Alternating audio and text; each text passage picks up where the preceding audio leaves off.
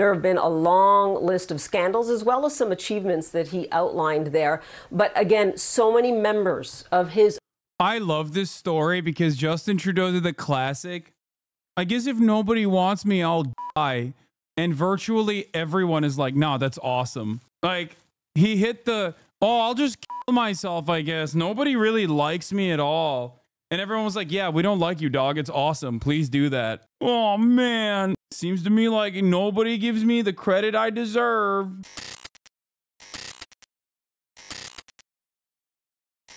Anyway, so that was a brief little update on that front. And now it's time to talk about, ladies and gentlemen, pour one out for everyone's favorite face enthusiast, Justin Trudeau. After nearly a decade of controlling the Commonwealth nation of Canada, Justin Trudeau's regime has come to a tumultuous end. Are you serious? Did you see what's going on with Twitch? What's going on with Twitch? What happened? No more top of the hour ad breaks? Yeah, no more. But you can still subscribe at the top of the hour or in the middle of the hour or whenever you choose to do so.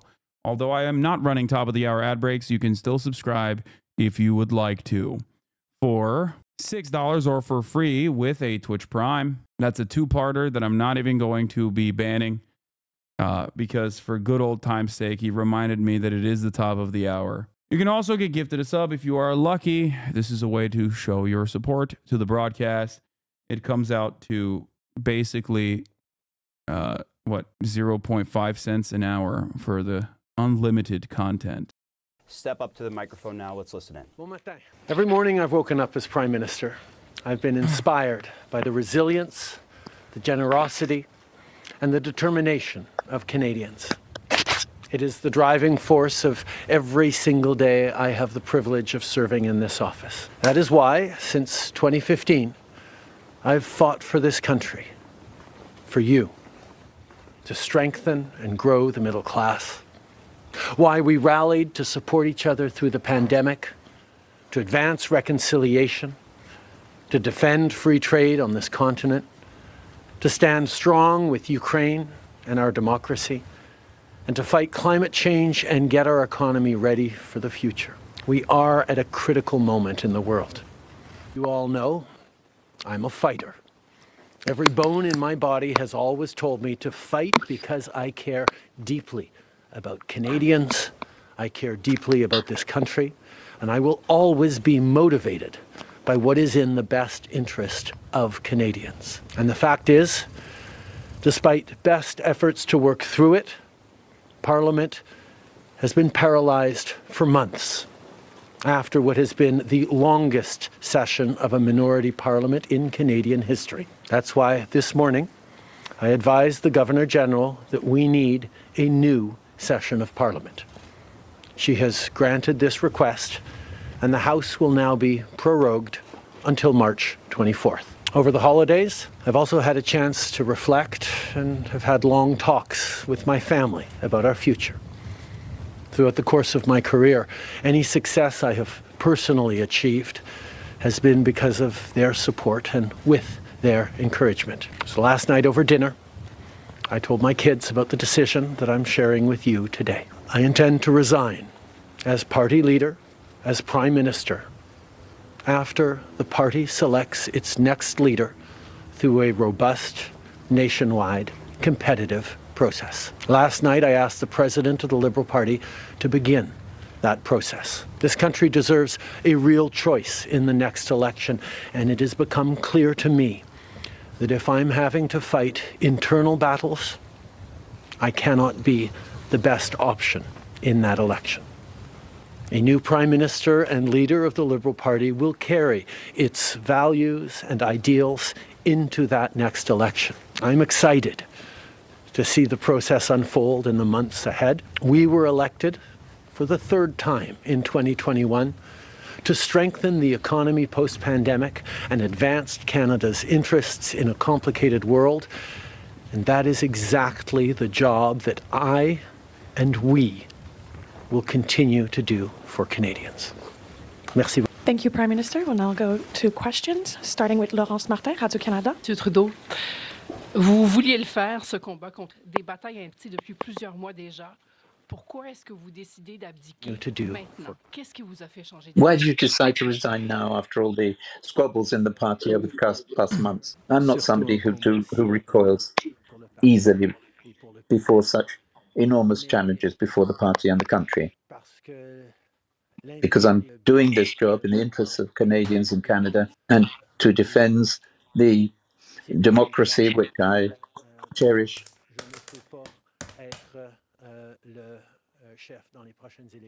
But I realize that I cannot be the leader in the next elections.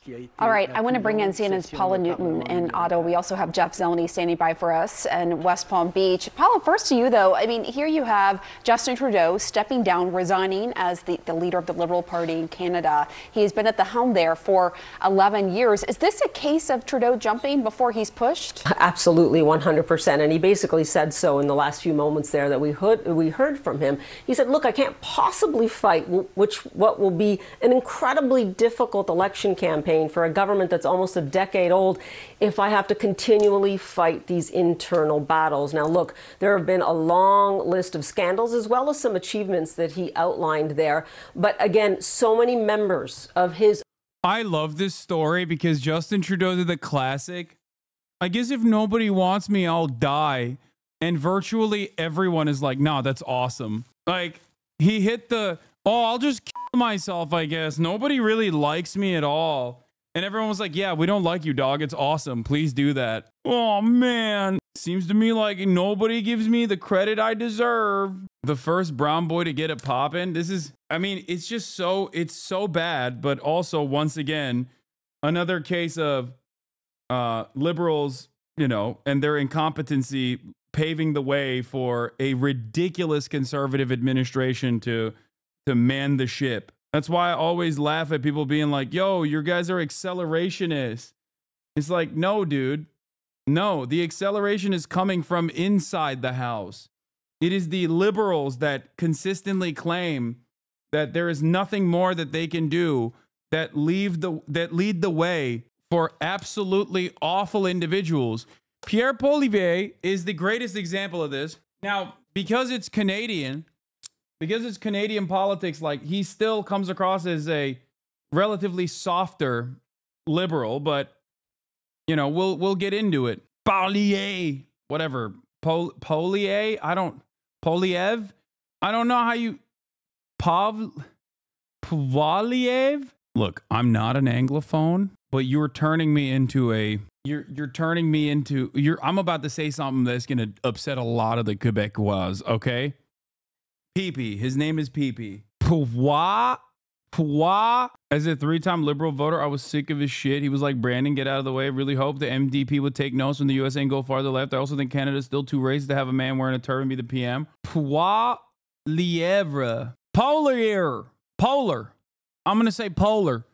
Polar. Paul Polar. What the hell is Pierre? I don't understand your made-up language, sir. Isn't this an American country? What the hell? His own government. We don't believe that you can beat Conservative Party leader Pierre Poilievre in the next election, an election that has to be held by the end of the year. And Pam, as I've been saying all morning, stop me when this sounds familiar.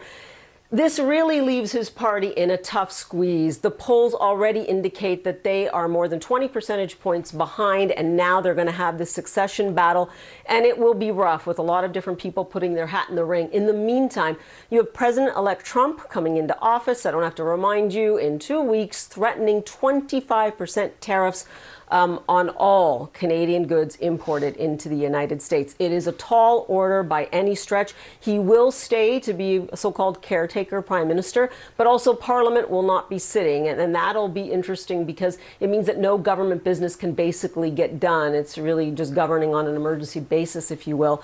Again, a lot of moving parts here. I will add to all of this. Canada just assumed the G7 presidency at the beginning of 2025. G7 meeting supposed to happen in Alberta, Canada in June. A lot on the plate here. And the Prime Minister really putting a personal touch on this, saying that, look, I had a discussion with my 3 children at dinner last night, and that's when I made the decision, something we all know he did not want to do. Jeff, to bring you in on this, it wasn't that long ago. It was November 29th, where Trudeau met with Donald Trump at Mar-a-Lago. We have seen Trump belittle Trudeau, right? I mean, he posted on Truth Social that he was the governor of the great state of Canada. You know, they've had a tumultuous relationship over the years, and now you have Trudeau resigning as the leader of the Liberal Party in Canada. Certainly an extraordinary move, and one that was likely not on the mindset of the Prime Minister as he traveled down just in the weeks after the election. As you were saying, Pamela, that was a chance for Justin Trudeau to perhaps look for a lifeline from. I wasn't implying that Pierre Poilievre is a Quebecois. I was just saying that I'm going to piss off the Quebecois by making fun of francophones, like French speakers. No, he's something so much worse. As far as I understand, he's something so much worse. While he is of French origin, he is from objectively the worst. He's from objectively the worst part of Canada, the most American part of Canada. A lot of people in the chat are already saying it. Alberta. Donald Trump didn't even need to take over Canada. Donald Trump didn't even need to do any sort of like military action, because the most susceptible to like being annexed by America, the people that want America to annex the country, are now going to be running the country. Donald Trump for his own leadership in Canada. That, of course, did not happen shortly after that dinner in Mar-a-Lago. And it was not a bilateral meeting. It was not a long conversation. Justin Trudeau was seated at a dinner table with about 10 other people or so. So perhaps that was also a sign of just the level of the meeting was rushed in some respects, but was also certainly not a long conversation about things to come. But since then, Donald Trump has been belittling and mocking the Prime Minister, of course, the beleaguered Prime Minister, as well as suggesting that Canada should be the 51st state of the United States. Of course, not going to happen regardless of who the Prime Minister is. However, this does certainly raise questions for Donald Trump as well. Will he try and involve himself in the elections in Canada? How does he deal with this caretaker government? Do the tariffs he has proposed actually go through? We shall see. There are more questions at this very moment, as is often the case here, than there are answers. But 2 weeks from now, Donald Trump, after taking the oath of office, 2 weeks and 1 hour from now, this will be his challenge and his problem as well. But for now, no question, this is a very major development that certainly was not foreseen when Justin Trudeau came down here to Palm Beach just a few weeks ago, Pamela. Yeah, you mentioned, we'll have to wait and see if Trump meddles in this upcoming election in Canada. You also have to wonder if Elon Musk will be weighing in as well. We've seen him weigh in other elections in other countries. So a lot to keep our eye on here with this breaking news of Justin Trudeau resigning as the leader of the Liberal Party in Canada. Thank you both, Paula Newton, Jeff Zeleny. I told the kids last night at dinner, he said. Today, he told the rest of Canada. I intend to resign as party leader, as Prime Minister. 9 years ago, a political lifetime away. 43, fresh-faced. A new Liberal darling sweeps a new Liberal Party to power in Canada.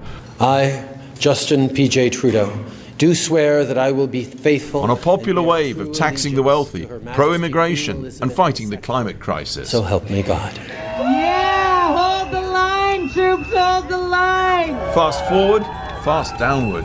The Freedom Convoy of truckers. Yeah, he really did that, huh? Doesn't that strike you? Interesting. So you mean to tell me that he went on a left-wing, somewhat left-wing populist campaign only to throw it away in its entirety once assuming office? That's weird. That never happens. That's such a strange thing. And it's crazy because his Liberal Party is saying that he went too far left. Blocking highways to the capital, Ottawa, and a host of other cities across the nation. On the face of it, a protest about COVID restrictions, but it grew to symbolise growing discontent over inflation, the housing crisis, and generally being fed up with the long-running ruling party. Sounds familiar? And then came trouble with the noisy next-door neighbour, US President-elect Donald Trump, suddenly demanding Canadian action on illegal drugs and immigration coming south into the US. Sorted, he said, or face 25% tariffs on American imports. I'm a big believer in tariffs. I think tariffs are the most beautiful word. I think they're beautiful. It's going to make us rich. Over dinner, Shea Trump in Florida, Trudeau offered to act. Critics said the whole trip looked desperate, and it led in part to the critical departure of his finance minister and deputy. All that coming after almost 24 of his own MPs had written to him, begging him to go. Trump then heaped on more humiliation, suggesting, not totally unseriously, Canada should be abolished into the 51st state of the US. So let it become a state. It wasn't clear whether Trudeau would be retained as 51st state governor. Well, you don't have to worry about that no more. So resignation in a blizzard of political change today. And in an irony of nature, the day when Canadian winter temperatures descended on so much of the US, where the incoming president has played a key part in ending the Trudeau years in power. Well, I know under my watch for Ontario, it'd never be for that at all. We have the greatest country in the world. We have the greatest province anywhere. Any sub-sovereign nation is Ontario and the rest of the provinces as well. You think he's joking? You know something, to the president, I'll make him a counteroffer. How about if we buy Alaska and we'll throw in Minnesota and Minneapolis at the same time? So, you know, it's not realistic. I know he likes making these comments and he likes joking around. I take that seriously. He may be joking, but under my watch, that will never, ever happen. This morning, we want to bring you the reaction from the opposition leader, the Conservative leader, Pierre Poilievre. What are you going to do about it, bitch? No, but like, actually, what are you going to do? Like, why is annexing Canada wrong? Come on, guys. Okay, I've joked too much about this. I feel like now it's becoming a serious situation and I can't joke about it anymore. Oh my God, I should have never joked about it to begin with. What is wrong about violating the sovereignty of our neighboring nation, one of America's closest allies? I don't know, man. Pretty much every part of that is wrong. It's immoral, it's illegal, it's completely unacceptable, and America has done it time and time again. So who knows?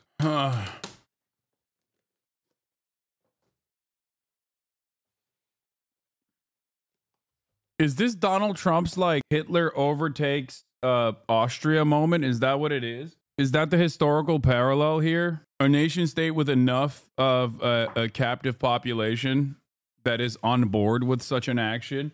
Some serious similarities I foresee. Yeah, right now, we mentioned a few moments ago that he did tweet, and in his words, there is no change. That is from his... No, Canada would be the Austria. Mexico would be the Poland.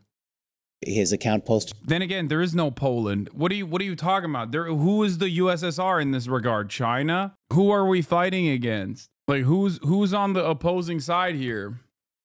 There's no real socialist counterbalance to all this fascism. We're cooked.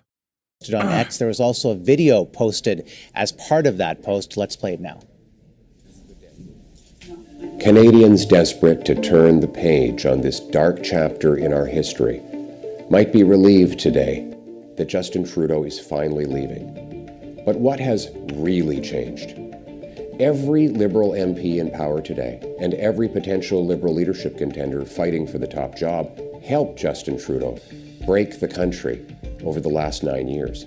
All Liberal politicians actively worked to pass into law the job-killing inflationary carbon tax, a tax that Carbon Tax Carney endorsed in his book.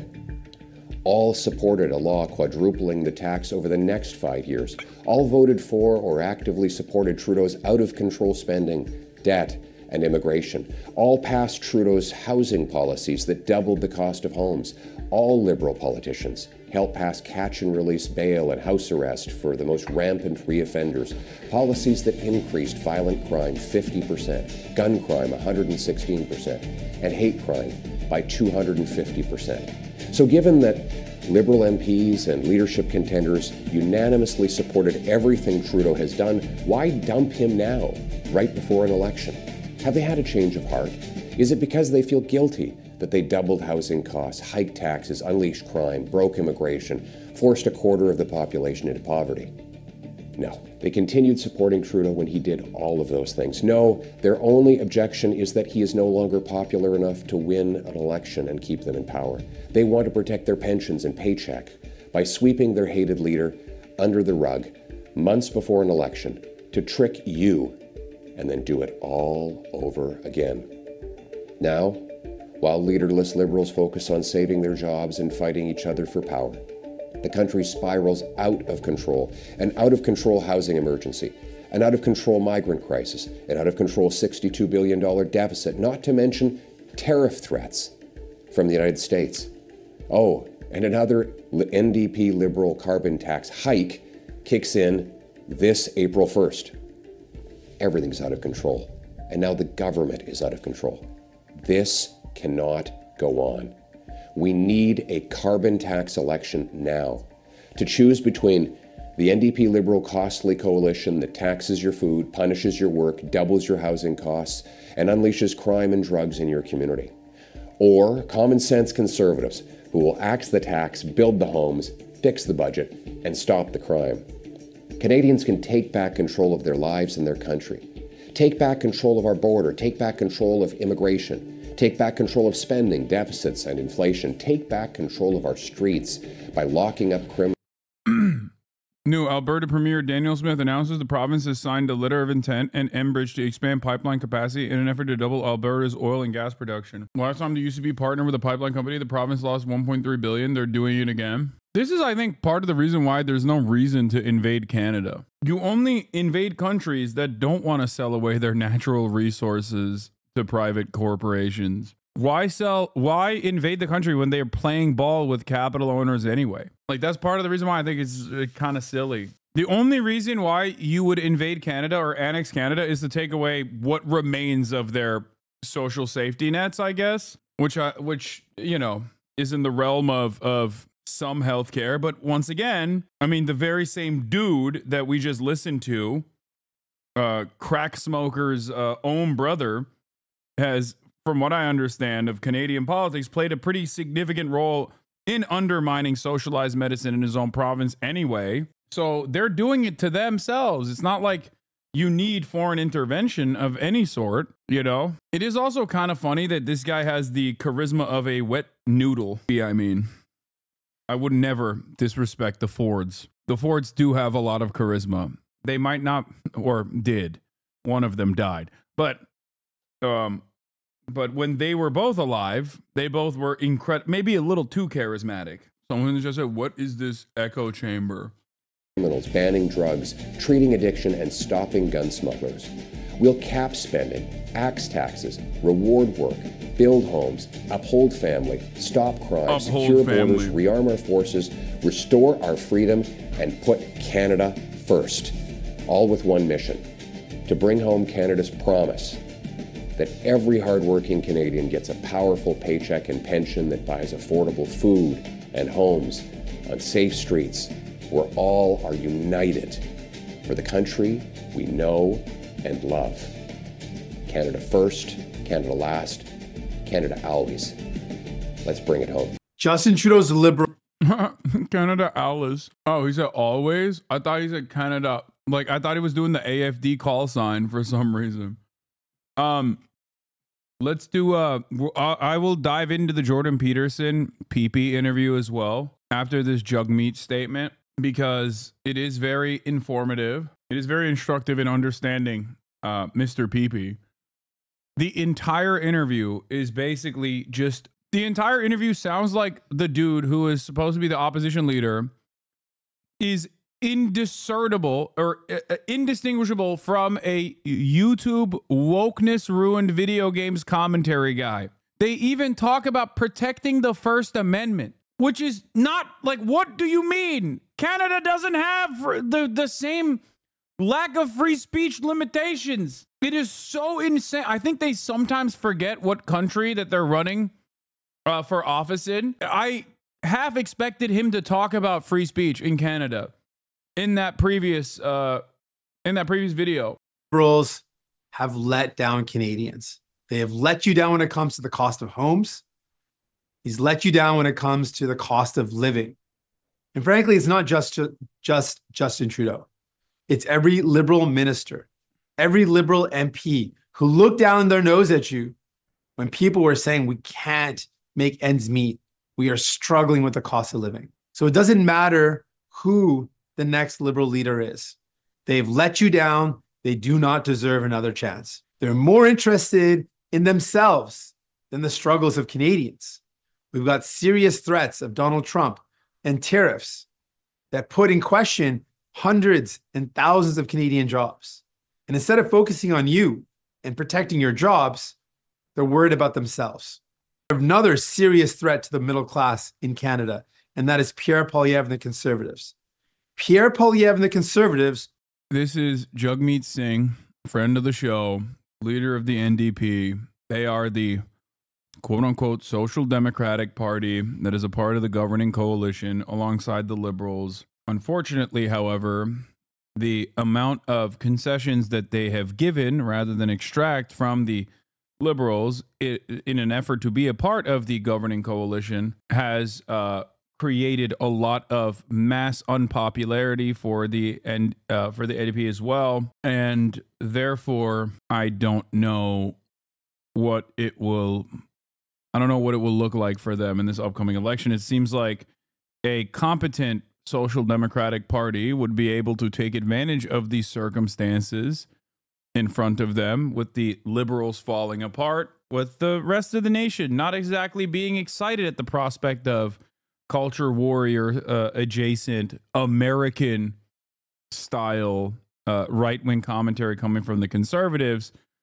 But unfortunately, they are not. Of course, obviously, I much prefer them over anybody else, but I'm just giving it to you how it is. Like, normally, the way these things work, you're supposed to have a left-wing movement rise to the occasion to show that, like, no, we've played ball for the longest time. Now it's time for you to give us your vote and back us, because the alternative is far too terrifying. But I don't know.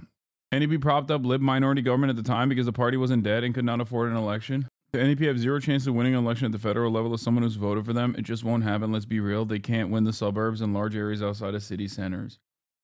Want to cut from the middle class to give to their rich CEO friends. They want to cut your pensions. They want to cut health care. They want to cut dental care. All to make the rich CEO buddies even richer. Under Pierre Poilievre of the Conservatives, they want to see CEOs get richer and richer and the middle class fall further behind. That's a serious fight in front of us. And I know what that fight's all about.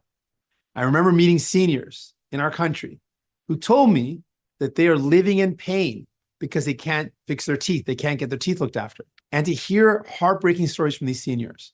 I remember one in particular who told me she's got to choose between eating and sleeping because if she eats at night, she's in so much pain she can't fall asleep. And if she wants to sleep that night, she has to skip a meal, not eat dinner, go to bed hungry.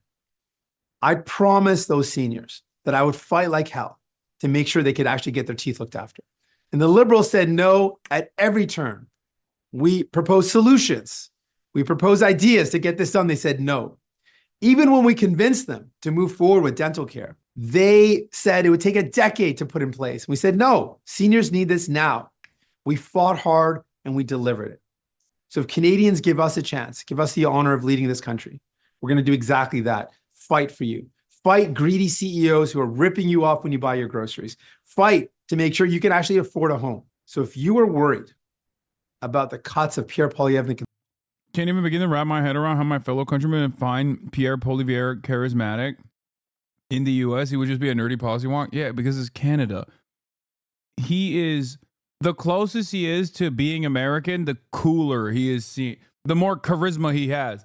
And I feel like, at least in my time tracking Canadian politics, I feel like the conservative leadership is always just like an American guy or close to being an American Democrat. That's the guy. Like a conservative American Democratic Party guy will be the leader of the Conservative Party. Anyway.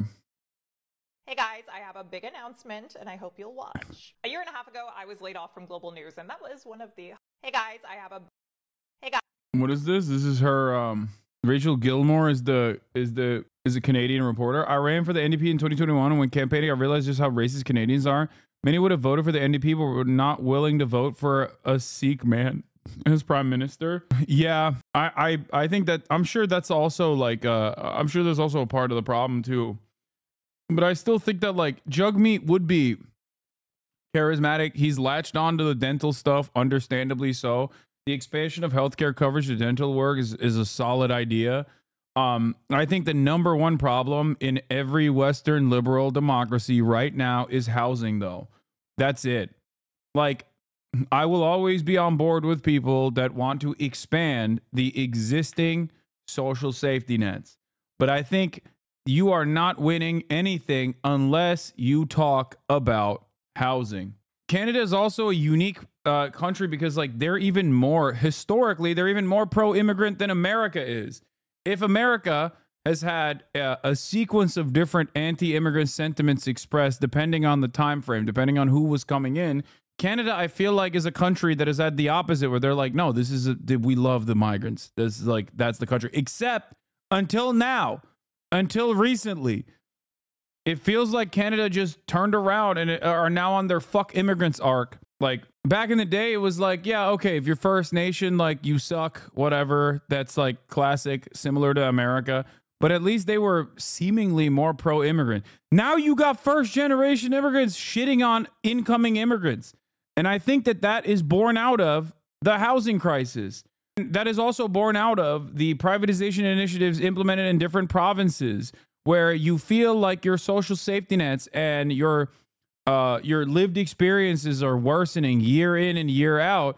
And then you're like, well, who's to blame for this? Oh, it must be the migrants. And it's like, dog, you're a migrant. You're Canadian. What the fuck are you talking about? It must be the migrants. It's extra stupid for Canadians to be like, yeah, it must be the migrants. It's like, who isn't?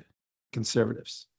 If you find it unacceptable, just simply wrong, that the rich keep on getting richer and the middle class is falling further behind, stand with us. We are building a movement of working class people. We are fighting to win for you. The tinsel's still up, but Anyway, let's watch the Jordan Peterson Pierre Pepe video now. I really want to watch that. There's like certain parts of it that I saw that were really bad. Does anyone have a link for that? Because now we have to understand what the opposition looks like and what the future of Canada most likely looks like, since that NDP is probably not going to win.